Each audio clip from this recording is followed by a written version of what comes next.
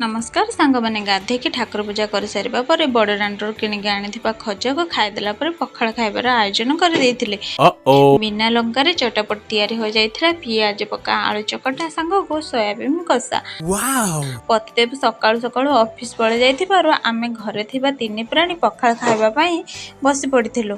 Finally आज विद्यार समय आसी जाइथिबारु आमे समस्त बाहर पड़िथिलु भुवनेश्वर रेल स्टेशन को। आपण माने भाबुथिबे किए विद्या नेबो बोली बेसी आउ भावतुनि मु कहूँ शुणु लिपुन बम्बे आसवा पर घर को जाई नथिबारु आज से घर को जीव मामू को विद्या देवा को आसीथिबा भाणी जी सोईकी घुंगुड़ी मारुथिला। बिचरा पिलाटा कौन बा करिबा से तो पखाळ खाइके आसीछि ताको पखाळ खिया निद ही आसी जाइछि। से भगवाने गाड़ी रे सोइबारे एक स्टाइल मो मामार आमे पहुँची गलु स्टेशन रे तथापि भी महाराणी निद न भांगिबारु आमे गाड़ी रे बसिक रहिलु आ पतिदेव लिपुन को बाट देबा पई लगेज नै बाहरी गले।